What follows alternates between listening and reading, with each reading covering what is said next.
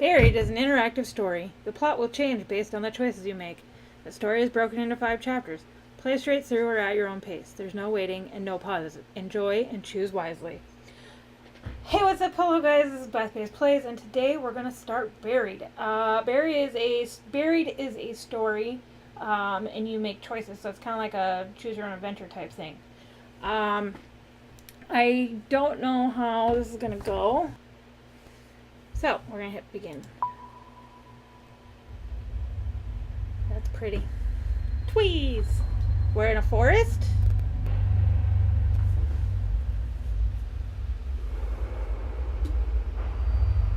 I open my eyes and the first thing I want to do is scream. I'm flat on my back and everything seems to hurt.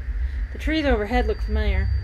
It's a clear night sky, almost beautiful, except for the fact that this means I've been out cold for at least 6 hours. But there's something wrong. I don't remember what, but something happened and... my head. My God, my head hurts. And a ringing in my ears.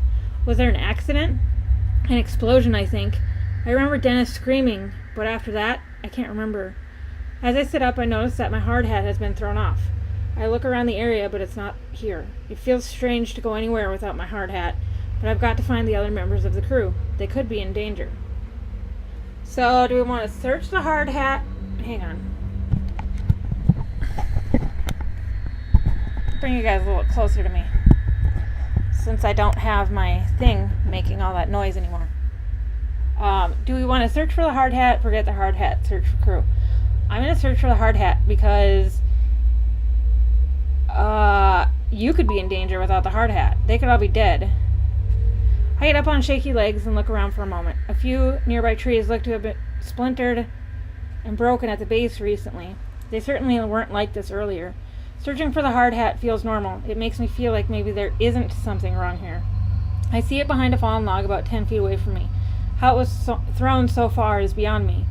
Driven by nothing more than habit, I walk over to it, pick it up, and place it on my head. Next, I walk over to the center of the logging site and don't like what I see. Uh-oh. What's going on? Okay. A tractor trailer fell over, and that terrifies me. The logging site looks like a bomb was detonated right in the center. I don't know where to start. The one load we had managed to stack on a truck for the day is overturned, the trailer bent and the logs hanging off the back. Where the hell is everyone? My head is killing me and it's ringing in my ears. I can't hear anything. Not birds, not my footsteps, nothing. It makes me wonder if I hit my head after my hard hat flew off. I run through a quick mental checklist to make sure my brain is still working. My name is Roger Hastings. I'm 41 years old. The year is 2017. I own a small logging company and we've been logging in the strip of Kentucky woodland for almost a month now. Okay, so my brain works. That's a relief, but it also makes me fearful because something is certainly not right here. I look around the logging site, my mind trying to figure out what has happened. Just about every piece of equipment has been overturned or tilted. Look at debris or look at truck? I'm going to look at the truck. The truck. The hitch is completely broken, like it was blown off in an explosion or a really bad accident. Had there been an explosion, all of the fuel on site would have started a fire. But there's no charring, no burning, nothing. I walked through the area where Dennis had been working. From the looks of it, he'd been moving slowly. He'd only taken down 4 trees today. His metal lunchbox is open, an indicator that he had been taking an early break. But he's not here. No one is here. Where the hell is everyone? I could try to make a call on my cell phone, but its battery is already running really low. Not that it matters. The reception is crap out here. I'm going to... I'm going to yell out. We don't want the battery to die. Hey guys, where is everyone? Tony, Dennis, Frank, Joe, but their names fall flat among the wreckage. I get nothing back other than scaring away a few birds overhead. Might as well start walking and try to find some answers. The highway is almost a mile back through the woods down the gravel road we used to reach the site. Maybe the crew ran that way for help, but why would they have left me? Were they scared, out of sorts? Maybe I can catch up to them, but with my truck turned over on its side, it looks like I'll be walking. My God, I can't even remember what I was doing before waking up on my back. Wait, what's that? Underneath the bulldozer. Oh my God, it's a leg. It has to be either Tony or Dennis. The dozer looks unstable, like it might roll some more. Might not be safe to get close, but at the same time, I can't just leave him there. I'm gonna go look. Hey, I yell, are you okay? Are you alive? Holding onto my hat, I skip over the wrecked equipment and stray logs to get closer. I can see a bit more of the leg. The jeans are soaked in blood. I recognize the work boots. It's clearly Tony. His leg is bent at an impossible angle, nearly crushed flat. I know how to read. The closer I get, the more apparent it becomes that Tony didn't survive. So, the bulldozer is at a weird angle. It's unstable. I'm not pulling the body out. I'm leaving the body alone. There's nothing I can do for him now. I start to back away slowly. In my shock, I stumble back, suddenly tripping over one of the stray logs. My head collides with one of the logs as I bite the ground, but my hard hat does its job. Thank God I decided to look for it earlier. Heck yeah. But what's more startling is realizing that Tony is dead. Looking at him, I feel something rising up in my throat, and I don't know if it's scream or vomit. But I have to push it away. If I lose my cool right now, there are too many questions that will go unanswered. Shit, I can't believe this. Tony! He had 2 boys. He coached his oldest son's baseball team. He was the hardest worker I had and was one of the most honest and reliable men I knew. This isn't right. I can't stay here. I have to find Dennis, Frank, and Joe. I have to find out what happened here. Okay, so we had 4 guys. One's dead. We're down to 3. Dennis, Frank, and Joe. And I'm Roger. Pile of wood. I got some wood for you, baby. As I walk through the stacks of logs from the last week or so of work, everything feels frozen. This high-pitched sound in my ears. It's terrible. It keeps happening every few seconds and sounds like it's coming from far away. I can't help but wonder, is it my ears or is it something else?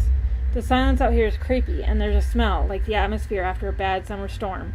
I might as well admit it, I'm a little scared. Everyone is missing and it's dead quiet out here. There doesn't even seem to be a breeze to rustle the leaves and branches. My right knee hurts like hell. My head was hurting so bad before that I never even noticed the pain in my knee. I must have heard it during the what? Accident? Or, wait, is that Dennis? I see him sitting on the ground, motionless, about 30 feet away. I'm gonna walk up, because he might not be able to hear. He's just sitting there, not moving. I walk up slowly next to him. Dennis! Hey man, can you hear me? I tap him on the shoulder. He looks up at me from the ground, clearly coming out of a daze. Yeah, Roger, I hear you, he says. Dennis is built like a wrestler and has the tough personality to match. But in this moment, he looks disoriented and even a little anxious. Though I'm glad to see him, the fear on his usually confident face is alarming. What the hell happened? What's going on? He asks.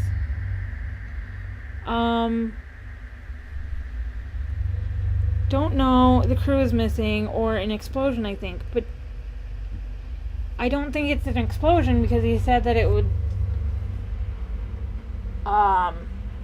If it was an explosion, there would have been a fire and there would have been charring, and there wasn't. So, we're gonna go, don't know, the crew is missing. Missing, Dennis says. Where do you think they went? I'm not sure, I say, but it has me pretty freaked out. Something's not right here. Still sitting on the ground, he looks around the woods as if he is just now understanding the severity of the situation. The equipment was overturned. The dozers, too, I say, shifting my hard hat and wiping my forehead. You okay, I ask him. Yeah. Just shaken up. Me too. This might be the most intimate conversation Dennis and I have ever had. While he and I have always been on good terms, we were never particularly close. I've always respected him, though. Sure, he's come to work a few times looking like he'd been in a bar fight the night before, but I've also seen him do an enthusiastic impression of a dinosaur as he played with Tony's kids while they waited for their dad to finish up his shift. It's then that it hits me. Dennis and Tony were good friends. I'm not sure I want to rattle him with the news of Tony's death right now, not before we know what's going on, but he has a right to know.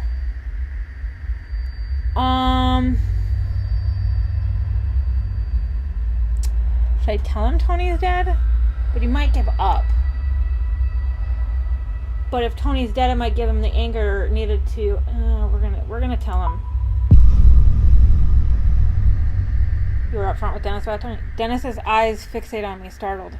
He was crushed under the dozer, I say.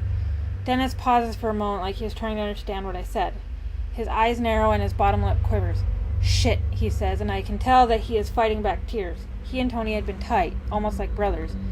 Hey, he adds quickly, as if trying to escape the reality of Tony's death. Did you see that light? No, I say. What did you see? I don't even know, Roger, he said. It was like this flare of white light. It came right up out of the ground like an explosion. So there was an explosion, I say. Maybe it was some equipment, or... This is no equipment, Dennis interrupts, agitated. The huge ball of light came right out of the damn ground. So he already said, I'm not going to ask what it looked like, because he already said it was a flare of white light coming right out of the ground like an explosion. So, yeah, so where'd it go? It just shot up into the sky until it was out of sight. When? I'm not sure, but I had finished about 10 trees for the day and was about to top one. That's when it happened. You were almost done with 10 trees, I ask? Yeah, he says, looking at the ground. You know, I wouldn't want to take a lunch break until I was done. And that's when that light blew up. Why? You don't believe me? Well, just because you think he had only done 4 trees does... I believe you. Here's what he saw, I think to myself. Or he saw what he saw, I think to myself. He has no reason to lie about this. My God, are you okay? Yeah, I'm fine, he says, but if I'm being honest, it scared me pretty bad. And if it's all the same to you, I'd like to get the hell out of here.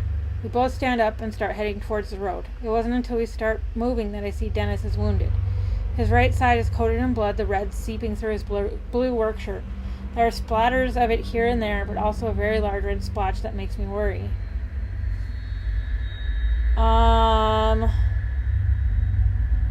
he got the injury from... Dude. I've been better. I don't know how much longer I can stay on my feet, he says. What happened? I asked. I'm not sure. I must have gotten thrown or hurt somehow from that light. It's then that I notice a strange ringing noise is still filling the air. Hey, I say, stopping. Do you hear that high-pitched ringing noise every once in a while? Dennis looks scared when I ask him this question, and he just nods. I thought it was just me, he says. He looks out of sorts and uncertain. I've never seen him like this before. It's obvious that he's looking for some reassurance. Even though I'm his boss, there's something very unnerving about this. Yeah, okay, so you can either give him the reassurance or don't.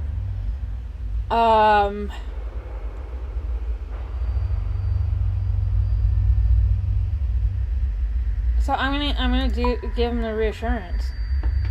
Let's be realistic, I tell myself. I might as well try to be empathetic. Out here in the middle of these woods, the ringing could be anything. Maybe a car alarm from through the woods or something. Although if it's this sound that's coming through my earphones, that's not what it is. Still, even my passive comment seems to have reassured Dennis. He looks a bit calmer, more relaxed. We both start moving forward and don't say another word. Did you try to call Frank? Dennis asks. I know he had his cell on him today. Not yet. Luckily, I still have some battery left. I pull up my cell and call Frank, happy I didn't make that call to Dennis earlier. It rings, but he doesn't pick up.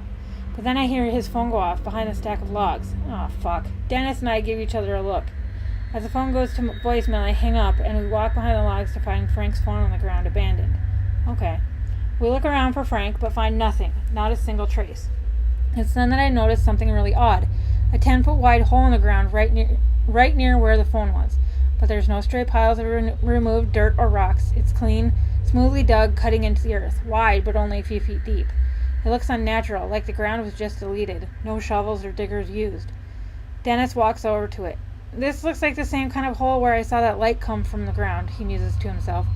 I say nothing. My mind is spinning, but I don't know what to think.